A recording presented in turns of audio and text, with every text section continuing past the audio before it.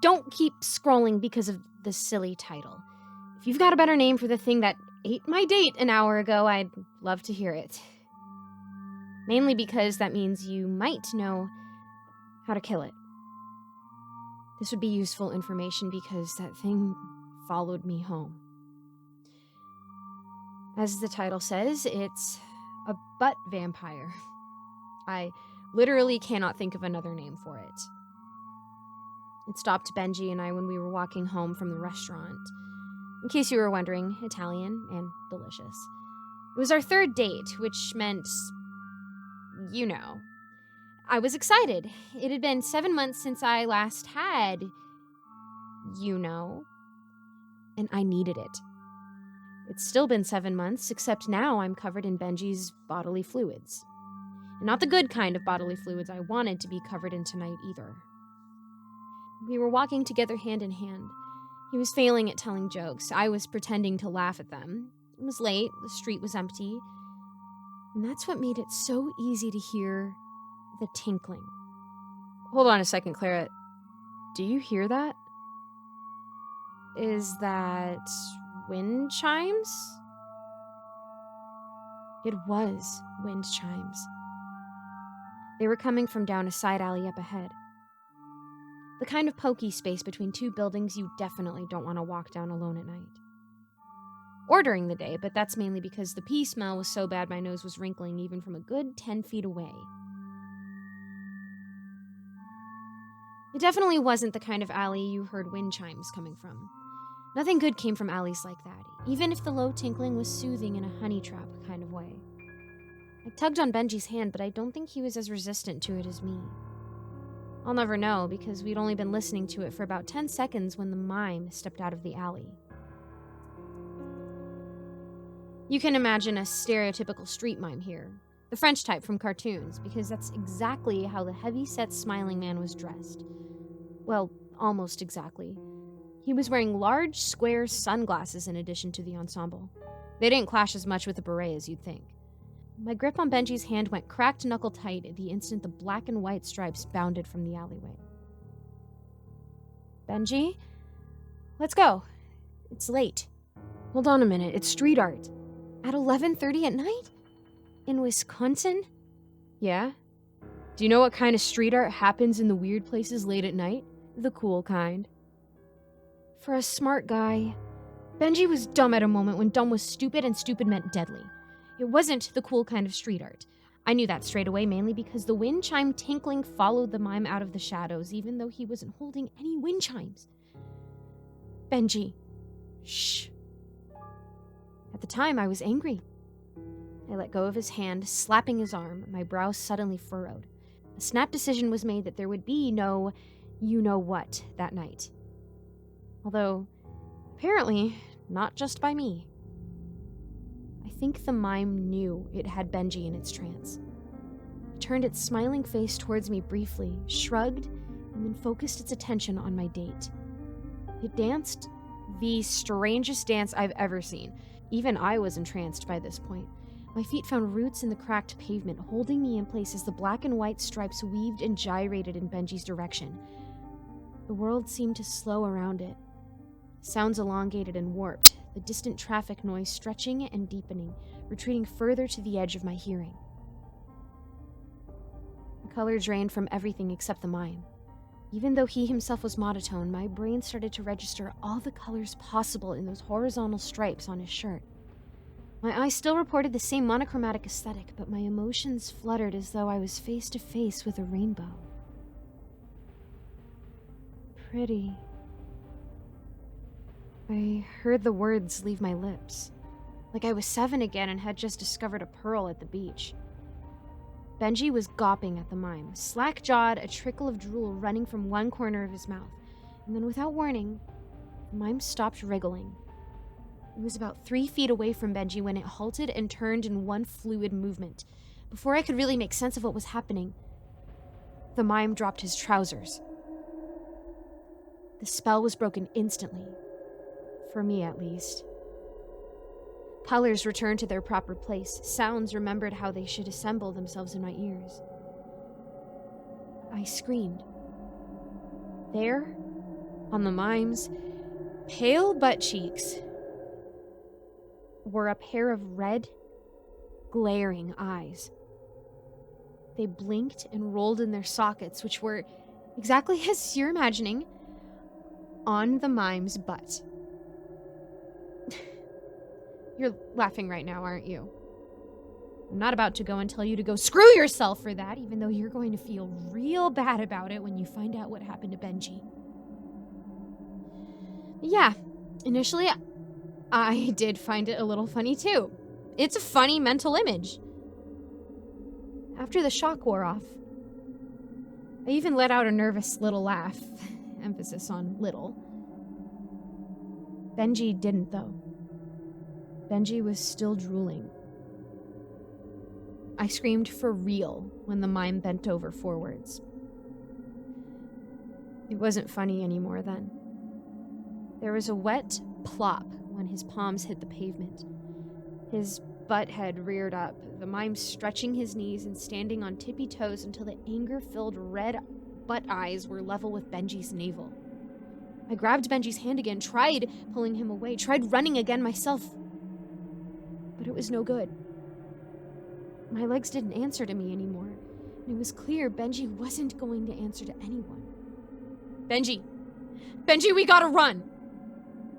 I screamed again when the mime looked over his shoulder and snarled at me. He said something I couldn't quite make out. His words were as thin, taunting, and French as his face. So terrified was I that, without thinking or even understanding, I obeyed the mime's command. My hand slapped itself to my mouth. Fat blobs of salt water cascaded from my eyes, rolling over my trembling fingers and falling with dull splats on the asphalt, pooling next to my date's saliva. Benji's vacant eyes were still fixed on those furious eyes on the mime's gluteus maximus. Drool was still slithering from one corner of his mouth. He was smiling. Funny man. My date was swaying back and forth ever so slightly. His clammy palm didn't react to mine trying to grab and pull it. That's why when those butt cheeks clapped themselves apart, he didn't react. I did. My feet were still glued to the paving slabs, so I didn't fall as much as bend over backwards at the knees. I was screaming for a third time, although now I was far too horrified by the mime's rear to pay any attention to the French expletive snarling from his face. Something shot out from between those cheeks. Something long, wet, and organic. Something that looked almost like a length of lower intestine, if lower intestines were lined with thousands of needle-like teeth. The spell on Benji was broken the moment it latched onto his belly. Unfortunately, by then, it was far too late. Ow! Clara, what? Oh my god!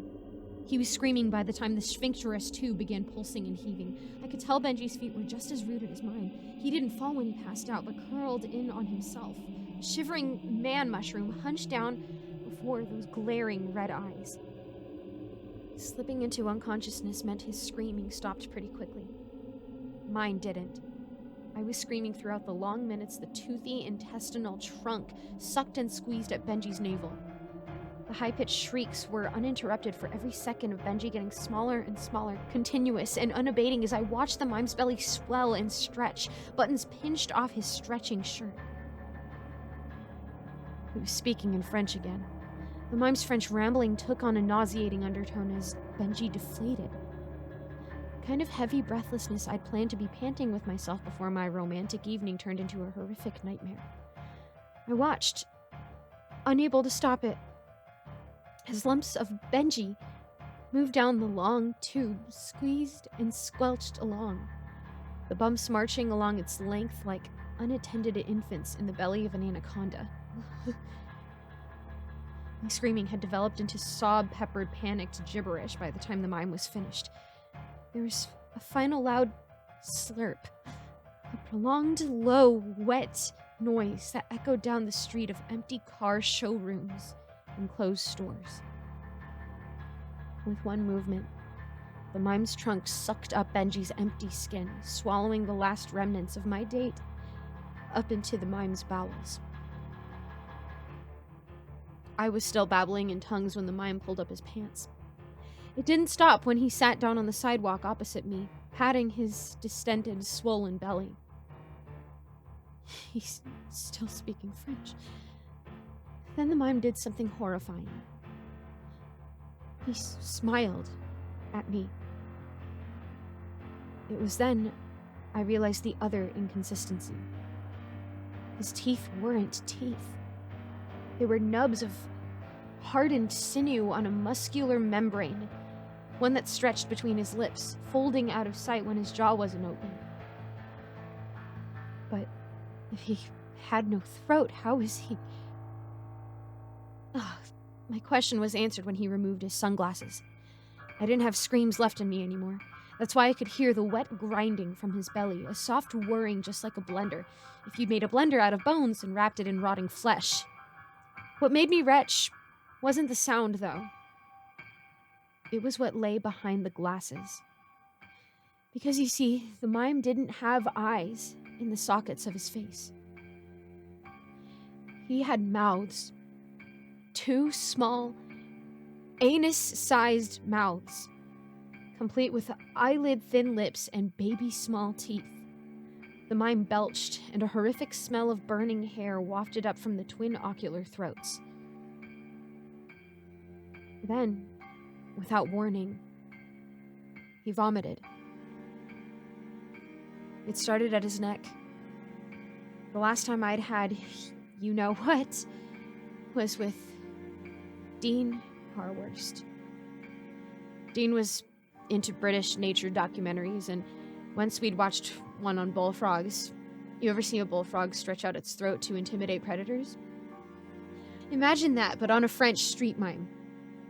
The bleached skin of his thick neck ballooned, newly acquired potbelly shrinking with more jaw-clenching wet squelches as his head inflated. As for the mime's jaw, it simply bent to accommodate the swelling neck and lower face. It flexed itself to make room with an elasticity no bone should possess. The membrane between lips was fully visible. The cartilage pseudo-teeth spread further and further apart. Beneath the thin skin, I could see a yellowish-white liquid churning, filling the empty cavity between the mime's displaced ears. I had just enough time to register all that when he left. The eye mouths opened. Twin torrents of pus-colored liquid gushed from the lips on either side of his nose. The flood was hot. Steam cascaded from it. The splashes that lapped across my screaming form burned like fresh coffee. The bullfrog neck slowly returning to normal proportions as the mime doused me in the bloodless, liquidized remains of Benji. The purging part of his horrifying bulimic feeding must have broken the spell on my feet, because I found that I was running down the road. He was banging on the windows of my car while I was fumbling for my keys, screaming at me in French from alternating eye mouths. I reversed over him, but it did no good. So distracted was I by the sight of him running after my beat-up Ford Escort faster than any man should that I almost crashed into a tree. But of course, the mime isn't a man, is he? He's a butt vampire. What else would you call it? It hypnotized us like a vampire would. It's pale and patsy like a vampire is. It killed Benji by draining all his blood, which is literally exactly what vampires are stereotypically known for. The fact it has a backward digestive system and mouths for eyes is irrelevant. Facts are facts. It ticks the vampire boxes. That's why I've barricaded myself in my apartment. The thing followed me home. I knew I shouldn't have moved so close to downtown. I could walk the distance in less than half an hour. I had barely 5 minutes to drag the refrigerator in front of the door before I heard shrill French expletives coming from the parking lot outside. That's the thing, you see. I live in one of those units where there are no inside hallways. Every front door opens to the outside world. If the butt vampire is indeed a vampire and not but something much worse, I'll be safe when the sun rises. If not, then, well, I'm screwed, aren't I? That's why I'm posting this. If you've come across a butt vampire before and it's not a vampire, please let me know. I've been sharpening a stake on the off chance it's one of those vampires that sunlight only slows on but doesn't kill. I just thank God I live in the kind of neighborhood where the crime is bad enough for barred windows and doors that don't screw around. So yeah, a butt vampire ate my date. It's outside my apartment right now, shrieking at me to open up. It'll be done in an hour, and if it's not gone by then, I'm gonna have to deal with it. So anyone got some good tips on how?